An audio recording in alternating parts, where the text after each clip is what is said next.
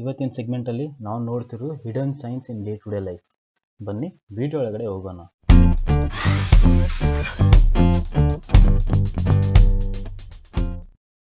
So ಇವತ್ತಿನ topic ಬಂದು door handles. So door ಹ್ಯಾಂಡಲ್ಸಲ್ಲಿ ಆ ಥರ ಏನು ಸೈನ್ಸ್ ಇದೆ ಅದನ್ನು ಅಂಡರ್ಸ್ಟ್ಯಾಂಡ್ ಮಾಡ್ಕೊಳ್ಳೋಣ. ನಿಮ್ಗೆ ಯಾವಾಗಾದ್ರೂ ಈ ಕ್ವಶನ್ ಬಂದಿತ್ತಾ, ಡೋರ್ ಹ್ಯಾಂಡಲ್ಸ್ ಯಾವಾಗ ಇಂಚಸ್ಸಿಂದ ಆಪೋಸಿಟ್ ಡೈರೆಕ್ಷನಲ್ಲಿ ಇರುತ್ತೆ ಅಂತೇಳಿ? ಸೊ ಅದು ಹಿಂದ್ಗಡೆ ಏನು ಸೈನ್ಸ್ ಇದೆ ಅಂತ ಗೊತ್ತಾ ನಿಮಗೆ? ಅದ್ರ ಬಗ್ಗೆ ತಿಳ್ಕೊಳೋಣ. ಇದ್ರ ಬಗ್ಗೆ ಡೀಟೇಲ್ ಆಗಿ ಅಂಡರ್ಸ್ಟ್ಯಾಂಡ್ ಮಾಡ್ಕೋಬೇಕಂದ್ರೆ ನಮಗೆ ಫಸ್ಟ್ ಟಾರ್ಕ್ ಅಂದರೆ ಏನಂತೇಳಿ ಗೊತ್ತಿರಬೇಕು. ಟಾರ್ಕ್ ಅಂದ್ರೆ ಏನು? Torque is nothing but a twisting force that helps to rotate. ಈಗ ಇದೇ ಟಾರ್ಕ್ನ ಒಂದು ಫಾರ್ಮುಲಾ ಮುಖಾಂತರ ನೋಡೋಣ. ಈಗ ಟಾರ್ಗಿನ್ ಫಾರ್ಮುಲಾ ನೋಡೋಣ. Torque equals to F into R sine theta. ಇಲ್ಲಿ ಟಾರ್ಕ್ ಬಂದು ಟೋ ಇಂದ ಸಿಂಬಲೈಸ್ ಮಾಡ್ತೀವಿ. ಎಫ್ ಅಂದರೆ ಲೀನಿಯರ್ ಫೋರ್ಸ್, ಆರ್ ಅಂದರೆ distance from axis to where F is applied, theta is nothing but angle between F and R. ಇದನ್ನ ಇನ್ನೂ simple ಆಗಿ ಒಂದು ಡೈಗ್ರಾಮ್ ಮುಖಾಂತರ ಅಂಡರ್ಸ್ಟ್ಯಾಂಡ್ ಮಾಡ್ಕೊಳ್ಳೋಣ. ಈಗ ನಾವು ಒಂದು ರೊಟೇಟಿಂಗ್ ರಾಡ್ದು ಟಾರ್ಕ್ ವ್ಯಾಲ್ಯೂನ ಕ್ಯಾಲ್ಕುಲೇಟ್ ಮಾಡ್ತೀವಿ ಅಂತ ನೋಡೋಣ. As we all know, ಟಾರ್ಕಿಗೆ ಫಸ್ಟ್ ಬೇಕಾಗ್ತಿರೋದು axis of rotation. This is the axis of rotation. Next ಬಂದು ಅಪ್ಲೈಡ್ ಫೋರ್ಸ್. ನೆಕ್ಸ್ಟ್ ಬಂದು the distance. Distance is nothing but R. So axis ಇಂದ ಎಫ್ ಎಲ್ ಅಪ್ಲೈ ಮಾಡ್ತೀವಿ, ಈ ಡಿಸ್ಟೆನ್ಸ್ಗೆ ನಾವು ಆರ್ ಅಂತ ಹೇಳ್ತೀವಿ. ನೆಕ್ಸ್ಟ್ ಏನಂದ್ರೆ angle from R and F. ಈ ಆಂಗಲ್ ಏನಿದೆಲ್ಲ we called it as theta. ಇದನ್ನ ಸೈನ್ ಥೀಟಾ ಆಗಿ ಹೇಳ್ತೀವಿ. This is the formula for torque. ಈಗ ಈ ಟಾರ್ಕ್ ಇನ್ನೂ ಸಿಂಪಲ್ ಆಗಿ ಒಂದು ಎಕ್ಸ್ಪೆರಿಮೆಂಟ್ ಮುಖಾಂತರ ಅಂಡರ್ಸ್ಟ್ಯಾಂಡ್ ಮಾಡ್ಕೊಳ್ಳೋಣ. ಈ ಎಕ್ಸ್ಪೆರಿಮೆಂಟ್ಗೆ ನಮಗೆ ಬೇಕಾಗಿರೋದು ಒಂದು ಡೋರ್. ನಮಗೆ ಆಲ್ರೆಡಿ ಟಾರ್ಗಿನ್ ಫಾರ್ಮುಲಾ ಗೊತ್ತು. Torque equals to F into R sine theta.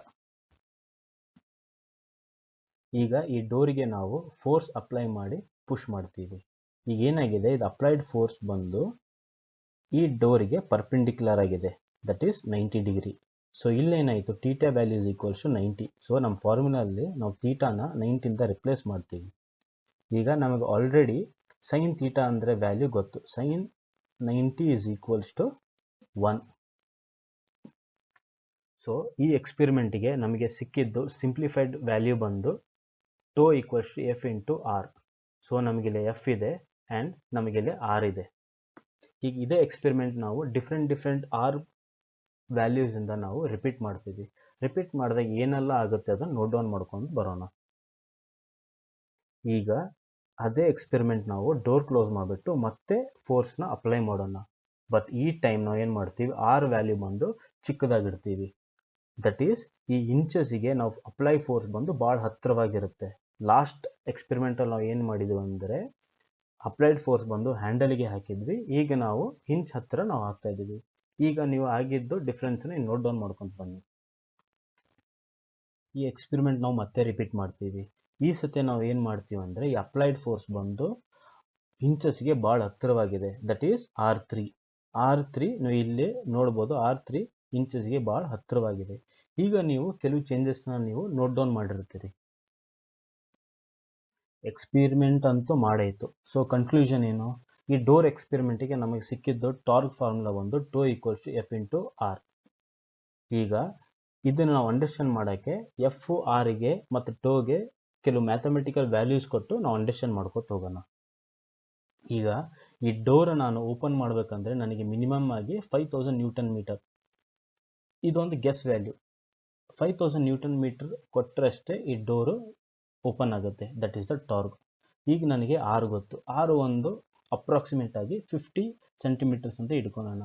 ಈಗ ಆರ್ 50 ಆಯ್ತು ಅಂದರೆ ನನಗೆ ಈ ಟಾರ್ಕ್ ಅಪ್ಲೈ ಮಾಡಿ ನಾನು ಡೋರ್ ಓಪನ್ ಮಾಡಬೇಕಂದ್ರೆ ನನಗೆ ಎಫ್ ವ್ಯಾಲ್ಯೂ ಬಂದು 100 ಬೇಕು, ದಟ್ ಈಸ್ 100 ನ್ಯೂಟನ್. ನಾವು ಸೆಕೆಂಡ್ ಟೈಮ್ ಎಕ್ಸ್ಪೆರಿಮೆಂಟ್ ರಿಪೀಟ್ ಮಾಡಿದಾಗ ಏನು ಮಾಡಿದ್ವಿ, ಆರ್ ವ್ಯಾಲ್ಯೂ ಬಂದು ಚಿಕ್ಕದಾಗಿ ಮಾಡಿದ್ವಿ. ಈಗ ಇದೇ ಏನಾಗುತ್ತಂದರೆ, ಸೊ ಟಾರ್ಕ್ ಅಂತೂ ಸೇಮ್ ಆಗಿರುತ್ತೆ. ಆ ಡೋರ್ ಓಪನ್ ಮಾಡಬೇಕಂದ್ರೆ ಮಿನಿಮಮ್ ಆಗಿ ನನಗೆ 5000 ನ್ಯೂಟನ್ ಮೀಟರ್ ಬೇಕು. ಬಟ್ ಈ ಟೈಮಲ್ಲಿ ಏನಾಗಿದೆ ಅಂದರೆ ಆರ್ ವ್ಯಾಲ್ಯೂ ಚಿಕ್ಕದಾಗಿದೆ. ಸೊ ಆರ್ ವ್ಯಾಲ್ಯೂ ಚಿಕ್ಕದಾಗಿದ್ದಕ್ಕೋಸ್ಕರ ಫೋರ್ಸ್ ಬಂದರೂ ಜಾಸ್ತಿ ಐತಿಲ್ಲಿ. ಸೊ ನೀವು ಎಷ್ಟು ಇಂಚ್ ಹತ್ತರಿಂದ ನೀವು ಡೋರ್ ಪುಷ್ ಮಾಡ್ತಿರಲ್ಲ ನಿಮಗೆ ಫೀಲ್ ಆಗಿರುತ್ತೆ. ಸೊ ನೀವು ಜಾಸ್ತಿ ಫೋರ್ಸ್ ಕೊಟ್ಟರಷ್ಟೇ ಡೋರ್ ನಿಮಗೆ ಓಪನ್ ಆಗುತ್ತೆ. ಎದಕ್ಕಂದ್ರೆ ಇಲ್ಲಿ ಟಾರ್ಕ್ ಅಂತೂ ಚೇಂಜ್ ಆಗ್ತಾ ಇಲ್ಲ, ಬಟ್ ನೀವು ಏನು ಆರ್ ಚೇಂಜ್ ಆಗಿದ್ದ ಸಂಬಂಧ ನೀವೇನು ಮಾಡಬೇಕು, ಫೋರ್ಸ್ನ ಜಾಸ್ತಿ ಮಾಡಬೇಕಾಯ್ತು. ಮೂರನೇ ಟೈಮ್ ಎಕ್ಸ್ಪೆರಿಮೆಂಟ್ನ ಏನು ಮಾಡಿದ್ವಿ, ಆರ್ ವ್ಯಾಲ್ಯೂ ಇನ್ನೂ ಚಿಕ್ಕದಾಗಿ ಮಾಡಿದ್ವಿ, ದಟ್ ಈಸ್ 10 ಸೆಂಟಿಮೀಟರ್ಸ್. ಸೊ ಈ 10 ಸೆಂಟಿಮೀಟರ್ಸ್ ಮಾಡಿದಾಗ ಏನಾಯ್ತು ಅಂದರೆ, ಈ 5000 ನ್ಯೂಟನ್ ಮೀಟರ್ ನಾವು ರೀಚ್ ಮಾಡ್ಬೇಕಂದ್ರೆ ನನಗೆ 500 ನ್ಯೂಟನ್ ಬೇಕು. ಸೊ 500 ನ್ಯೂಟನ್ ಫೋರ್ಸ್ ಕೊಟ್ಟರಷ್ಟೇ ಡೋರ್ ಓಪನ್ ಆಗುತ್ತೆ. So this is the conclusion. ನಾವು ಎಷ್ಟು ಫೋರ್ಸ್ನ ಇಂಚ್ ಹತ್ತಿರ ಅಪ್ಲೈ ಮಾಡ್ಕೊಂಡು ಹೋಗ್ತೀವಲ್ಲ ಅಷ್ಟು ನನಗೆ ಫೋರ್ಸ್ ಜಾಸ್ತಿ ಹಾಕೊಂಡು ಹೋಗುತ್ತೆ. ಸೊ ಈಗ ನಿಮ್ಗೆ ಅಂಡರ್ಸ್ಟ್ಯಾಂಡ್ ಆಗಿರ್ಬೇಕಲ್ಲ ಯಾಕಪ್ಪ ಡೋರ್ ಹ್ಯಾಂಡಲ್ಸ್ ಯಾವಾಗೂ ಇಂಜಸ್ಸಿಂದ ಆಪೋಸಿಟ್ ಡೈರೆಕ್ಷನಲ್ಲೇ ಇರುತ್ತೆ.